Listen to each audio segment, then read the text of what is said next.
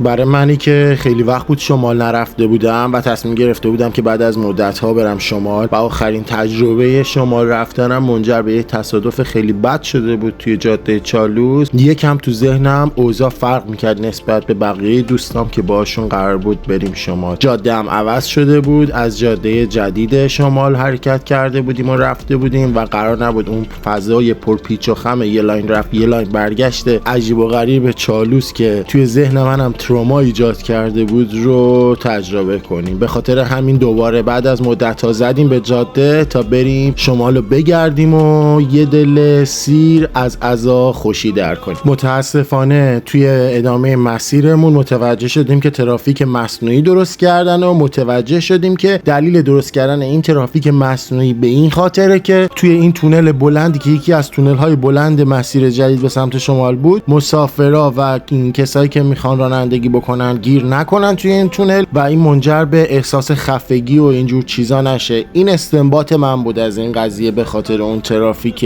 مصنوعی. خلاصه مسیر جدید تا یه جایی پیش رفت و از اونجا بعد ما افتادیم دوباره توی جاده چالوس. این منطقه‌ای که داریم میبینید سیاه بیشه یا هزار چم هستش، چون تاریک بود خیلی متوجهش نشدم، ولی به خاطری که یه چنین ذهنیتی داشتم که اینجا یه منظره فوق‌العاده‌ای داره برای عکاسی و فیلم برداری، خیلی ناراحت بودم از اینکه توی شب داریم میریم این مسیر رو و من نمیتونم از زیبایی‌های این منطقه بسیار زیبا ویدیو بگیرم. با این حال دیگه مجبور شدیم که خیلی آقا و با کلاس بشینیم روی صندلیمون و هیچ کاری نکنیم و فقط به مقصد فکر بکنیم. خورشید خانم هم یواش یواش داشت رخشو به آسمون نشون میداد و ما هم یواش یواش داشتیم به مقصد خودمون یعنی شهر نوشهر نزدیک و نزدیکتر میشدیم و تقریبا میتونم بگم که روز اول برای ما به استراحت گذشت و یه کوچولو عکاسی کردم و رسیدیم به روز دوم که یه پلن خیلی خفن داشتم. میخواستم جایی رو که تقریبا 10-12 سال پیش رفته بودم و دوباره از نزدیک ببینم. مقصد ما نمک آبرود بود و اون تلکابین باحالش و اون جنگلای مرطوب ارتفاع بالای کوهش که خیلی من رو همونجوری که فکر میکردم برای من خیلی جذاب بود، چه برسه به اینکه داشتم لحظه به لحظه بهش نزدیک و نزدیکتر میشدم. برنامه روز دوممون خیلی جذاب بود، ولی خب یه کوچولو از نوشهر تا نمک آبرود ترافیک بود و یه مسیر 1 ساعته رو ما تقریبا 1 ساعت و 40 دقیقه طول کشید که بریم، ولی خب با این حال زیبایی های مسیر رو از دست ندادیم، چون سمت راستمون دریا بود و سمت چپمون کوه بود و بسیار این فضا برای من پر از انرژی و جذاب بود. وقتی از گیت ورودی شهرک وارد شدیم اولش که خب خیلی خلوت بود و همینطور فضای شهری شهرک و جای تفریحیش از دور معلوم بودن و ما داشتیم نزدیک و نزدیکتر میشدیم تا به اون قسمت مربوط به فضای تفریحیش نزدیک بشیم که بریم از تلکابین بالا. و من متوجه شدم که به نسبت چندین سال گذشته که من اینجا اومدم اینجا خیلی تغییرات ویژه‌ای کرده، سورتمه بهش اضافه شده و یه سری وسایل‌های بازی، یعنی تقریبا یه شهر بازی کوچیک توی اون قسمت ورودی نزدیک به تلکابینش طراحی کرده بودن و اون زمانی که من اومدم اینجا یه سری از این برج‌ها نیمه ساخته بودن مثل همین برجی که دارید می‌بینید و تکمیل شده بودن. فضای شهریش که فوق‌العاده شده بود، همه چی بروز شده بود و پیشرفت کرده بود و قشنگ توسعه خوبی تو پیاده‌روی شهری ایجاد کرده بودن اینا و ما هم یواش یواش داشتیم میرفتیم جلو. دیگه نزدیکای تلکابین که شدیم متوجه شدم که ای بابا اینجا هم مثل داخل مسیر ورودمون قبل از ورودمون به تلکابین ترافیک خاص خودش رو داره و کلی باید علافی بکشیم تا برسیم وارد پارکینگ بشیم و بتونیم از تلکابین استفاده کنیم که بریم بالا. برای رفتن به سمت بالای کوههای نمک آبرود 3 تا مسیر هستش که البته یکیشو مطمئن نیستم که تا انتها میره بالا که سورتمه هستش، چون من مسیرش نگاه کردم نصفه بود، حالا شاید بقیه‌اش پیاده رویه، ولی 2 خط تلکابین داشت، خط شماره 1 و خط شماره 2. خط شماره 1ش تلکابینش قرمز رنگ همینی که دارید میبینید، قدیمی تر به نظر میرسید ولی توی منطقه و محدوده دیگه ای از بالای کوه پیاده میشد، یعنی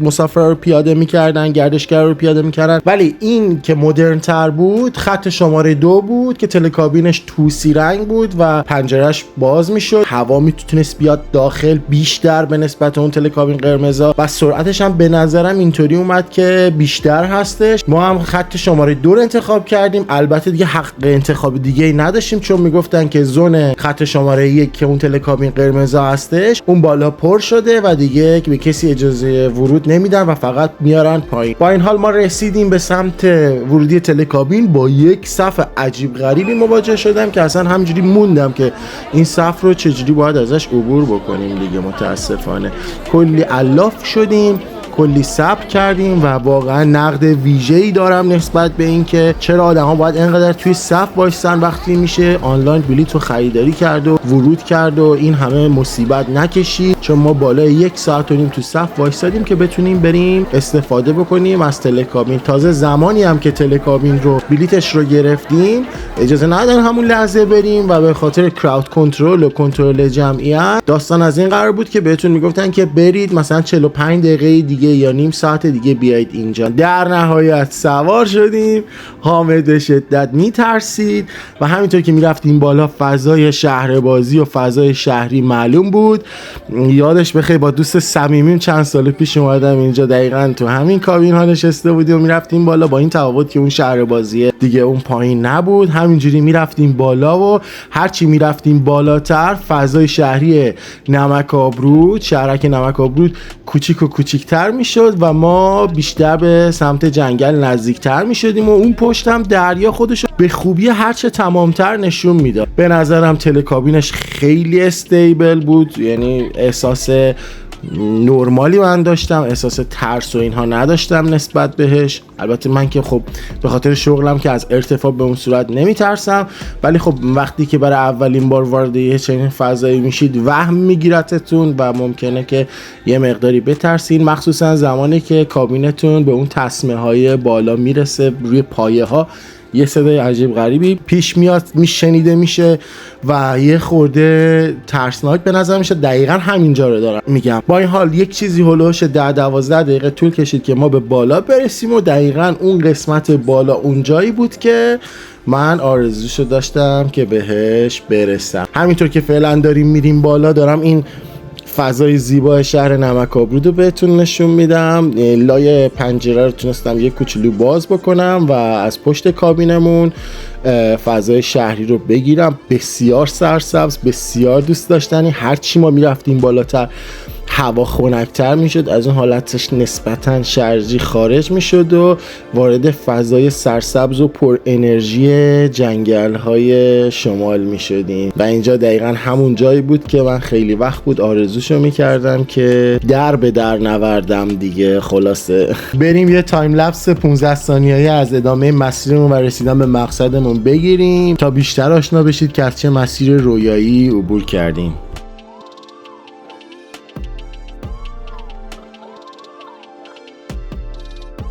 در نهایت رسیدیم بالا. فضای بالا کماکان سرسبز و البته چند درجه خنک‌تر بود. رسیدیم بالا و از تلکابین که پیاده شدیم وارد یه راهروی سنگی جالب شدیم که نسبت به چند سال پیش که اومده بودم اینا نبودن. کلی بیزنس اون بالا برقرار شده بود و وسایل تفریحی و اینا مثل همین تاپی که دارید میبینید و یه عالمه چیزای مختلف ساخته بودن برای تفریح و سرگرمی هرچه بیشتر توی این فضا. این تاپی هم که دارید میبینید به شدت وهم‌آلود و ترسناک بود. حالا تو ادامه نشون میدم که یه ویدیو دیگه گرفتم که یکی از کسایی که اونجا بودن از این تاپ استفاده کردن، واقعا حالشون بد شد به خاطر اینکه زمانی که تاپ به عقب میره و رها میشه دقیقاً زیر پای شما کاملا خالی میشه، به خاطر اینکه دقیقاً سر شیب این تاپ رو قرار دادن. البته هیجان خاص خودشو داره و ترس عجیبی هم ممکنه شما رو فرا بگیره. همینطور که داشتیم میرفتیم جلوتر با یه استیشن جالب دیگه مواجه شدیم که VAR بود. از این بازی های تصویری که به صورت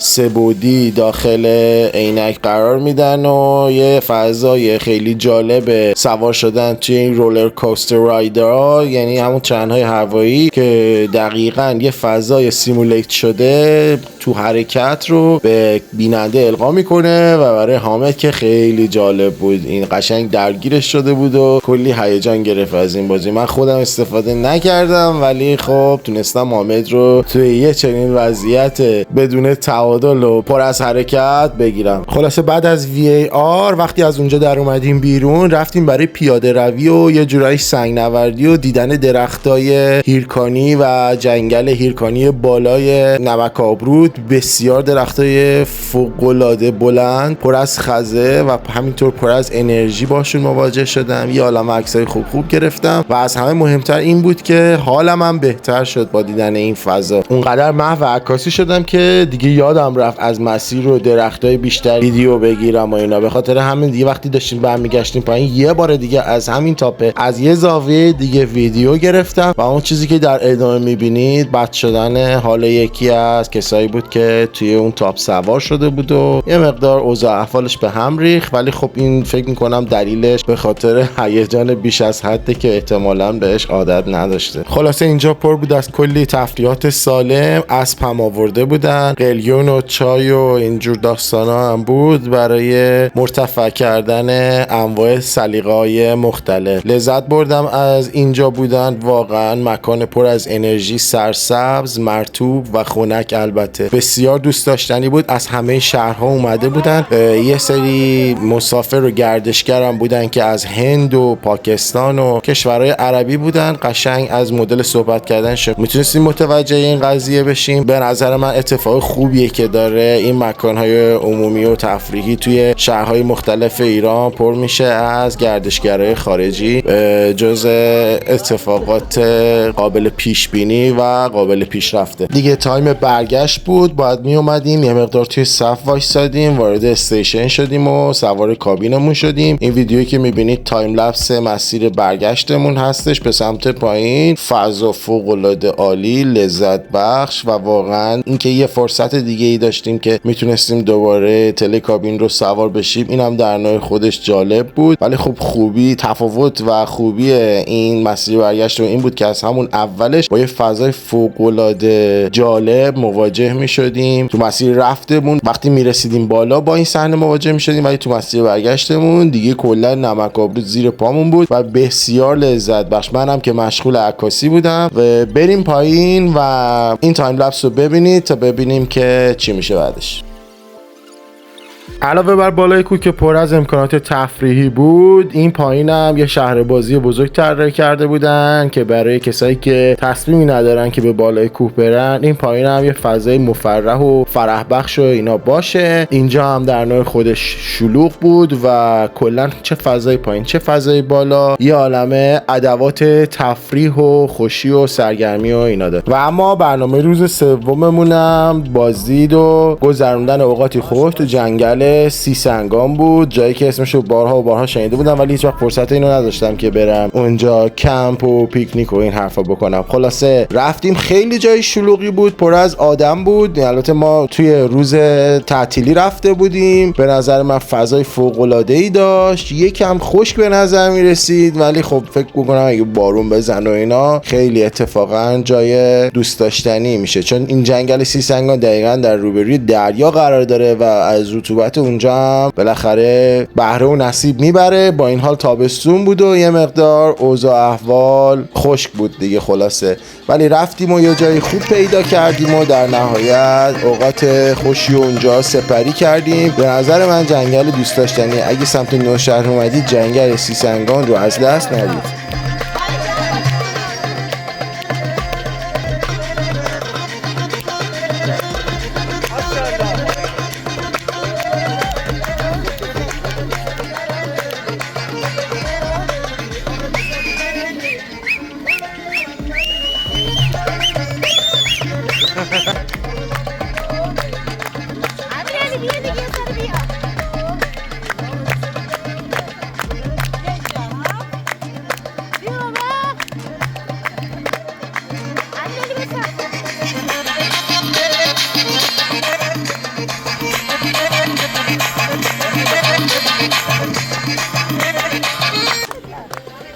دمت گرم.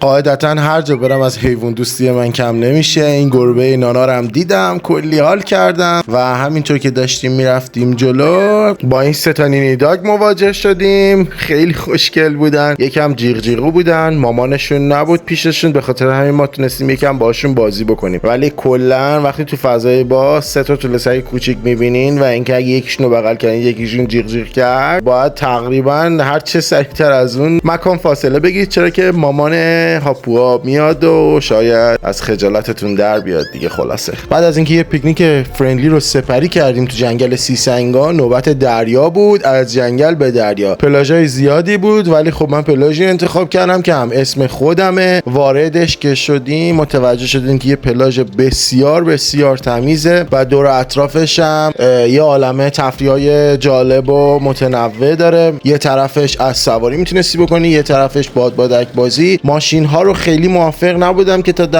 تا دم دریا بیان، ولی خب تا لب دریا ماشینا رو آورده بودن پارک کرده بودن. خب این برای زیست کنار دریا زیاد حرکت جالبی نیست، ولی با این حال من که اختیاری توش ندارم، دخل و تصرفی توش ندارم. رفتیم از سواری کردیم و از این موتورهای چارچرخ اونجا بود، یه پیست کوچیکی درست کرده بودن و اینا. کلا دیگه تا اونجایی که جا داشت تفریح و خوشی کردیم و خیلی خوش گذشت. مردم هم خیلی زیاد جمع شده بودن، با اینکه هوا ابری بود بارونی نمی اومد و این قضیه رو برای ما دو چندان دوستانه کرده بود، به خاطر اینکه بارون اگه میبارید من دیگه نمیتونستم درست حسابی ویدیو بگیرم، نمیتونستم عکاسی بکنم، ولی حداقلش این بود که تونستم اونجا این ویدیوها رو تهیه بکنم و از خوشگذرونی و اوقات خوش مردم هم ویدیو بگیرم. و تمام. برگشتنی هم به ویلای خودمون یه هاپو سیاه و خوشگل، یه دختر ناناز همیشه همراهیمون میکرد. ما هم بیادش بودیم و هر وقت غذا میخوردیم براش استخون و غذا میآوردیم تا بخوره. اونم خیلی با ما دوست شده بود. یه رفتار خیلی جالبی هم که نشون میداد این بود که غذا که براش میآوردیم یا استخون براش میآوردیم، میرفت اونا رو یه جاهایی چال میکرد و قایم میکرد. دیگه توی روز آخر برنامه‌ای نداشتیم و تنها برنامه‌مون این بود که جمع جور کنیم و برگردیم تهران. واقعا دلم برای اینجا تنگ میشه، به خاطر اینکه به نسبت سابق شمال رو یه فضای ترتمیزتر و آدمهاشو با فرهنگتر و سرویس های بهتر و خلاصه همه چی بهتر از گذشته و سابق بود و این برای من خیلی جالب بود. ما هم یه کوچولو از خودمون فرهنگ بیشتر نشون دادیم و تمام زباله هامون رو جمع کردیم که تو جای خودش قرار بدیم. دیگه افتادیم توی جاده چالوس و به سمت پایین. تایم لپس هایی که الان در ادامه میبینین مسیر زیبای جاده شماله به سمت تهران.